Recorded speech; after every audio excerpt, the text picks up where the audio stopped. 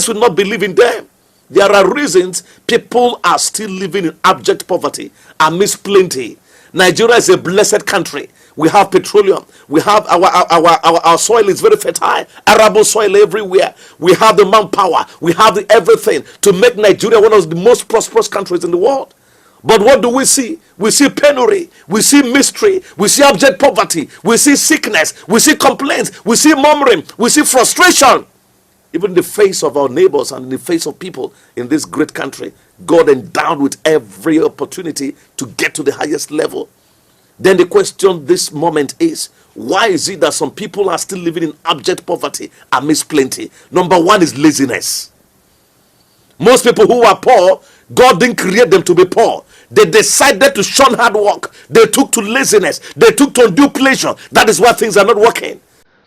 I read first of all Proverbs 10 verse 4. He who has a slack hand becomes poor, but the hand of the diligent makes rich. You've had it. If you shun hard work, definitely you will end up as a poor person. There are no two ways about it. But if you're diligent, you will always have the resources, the power, the money to show for it. Why? Because you've decided to work real hard. You've decided to go to that level people are afraid of going to. It's not easy to be a rich man. It's not easy to be a rich woman. But you have to take a decision. You have to go the rugged way of becoming rich. And the rugged way is to work hard. Number two place I quote, Proverbs 19:15. Laziness casts one into a deep sleep, and an idle person will suffer hunger. No wonder why people are complaining so much in this country. They don't even have money. They don't have this. They don't have that. They cannot afford any meaningful thing. Why? Because they are lazy.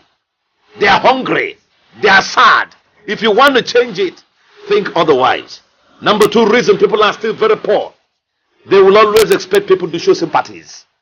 Anytime people are coming your way, telling you sorry, saying sorry to you, they are weighing you down. They are defeating your spirit the more. They are giving you that low self-esteem that will make you so incapacitated to rise up and fight for your right and become a sensible person.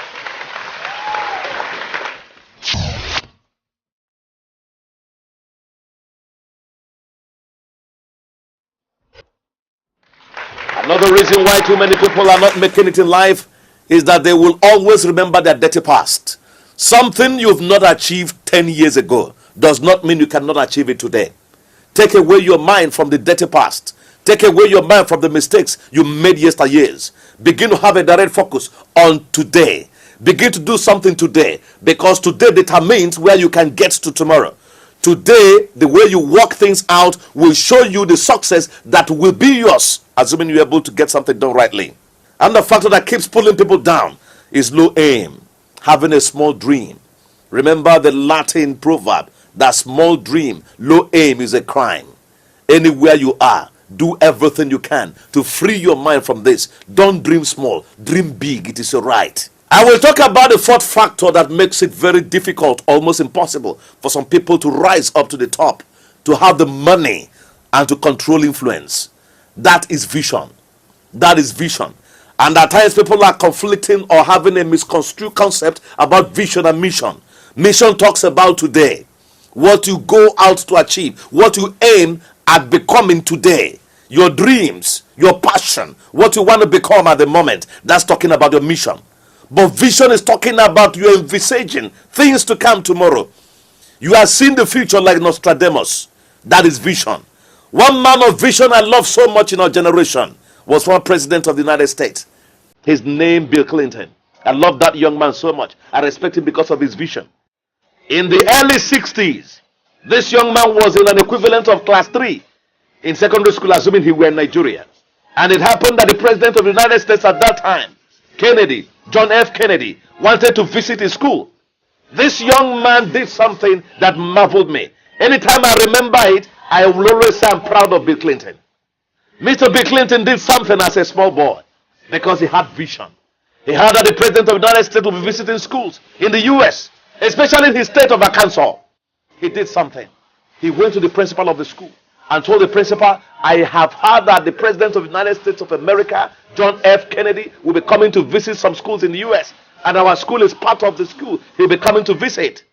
And the principal of the school said, and what about it?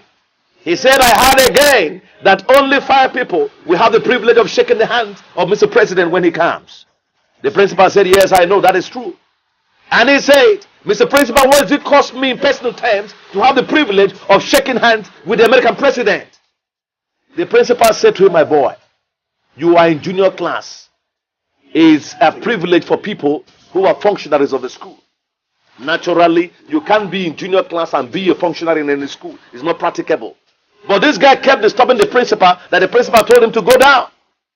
2 days later, he came to meet the president again, a persistent heart, because he has a very big vision. He came and told the principal again, I heard it's only 2 days that the president of America is coming to visit our school. The man said, yes, but you've disturbed me so much, I think I'll give you the privilege. And the guy smiled and went down the staircase. The 3rd day he came, that next is only 1 day for the president to come, and assured the man he was going to behave right. And the principal said, if I allow you to see the president, will you come on short? The guy said, I'm proud to come on short, because he was a junior student at that time.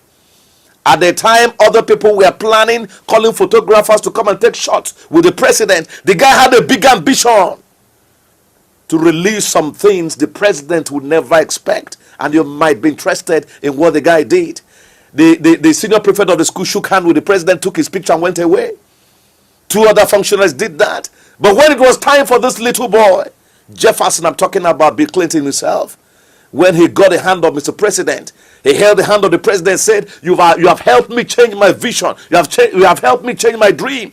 I want to be president in America someday. I listened to you in inaugural address. You said you have come to bring new meaning, new order to the United States of America. That is time to take people to the moon. It's time to bring them down and make new inventions in the United States. That I have my dream enlarged. I want to make new inventions like you did as president of America. He held the hand of the president and told the president of America, one day I will live in the White House like you do. One day I will lead America like you do. Less than 2-3 decades, the guy became the president of America. Why? Because he had vision. What vision can do for somebody is not a thing you can quantify with money.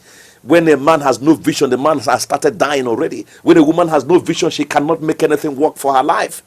Another guy I loved so much because of his vision was Nigeria's MKO Abiola. MKO Abiola. When MKO Abiola was 13, not minding he was coming out of a polygamous home, Abiola said a thing I love so much. Abiola said, before I die, I will make name. Before I die, I'll make so much money. Before I die, I have so much influence, not only in Nigeria, but around the whole world. You were there, you saw what happened. Abiola had connection everywhere in the world. And if African history will be right to itself, Abiola was one of the richest men in the world, especially in the black continent of Africa. Time might not allow me to tell the long stories of a great man of vision in the name of Henry Ford. Henry Ford was only 13 years because he was not doing that good in school. The mother asked him, my son, I wonder how you're going to make things work in your life. But the guy knew if school does not work and nothing can work. The guy looked in the face of the mother and told her, mommy, I have a vision that one day in my life, before I get to the age of 40, I will build cars for the multitude of people in America. For a majority of the people in America. He was not talking about the car he will ride. He was talking about the car that will give value, that will give services. He will sell to millions of people around the world. Before he got to 38 years, he was able to achieve this dream. You see what vision can do in the life of somebody. Reason number 4 is that people would like to listen to dissidents. The kind of story that will always attract people is not always the best of stories, but always the worst of stories. When people are telling you cannot make it, they kind of inject a kind of fear in your heart that you begin to think you are nobody.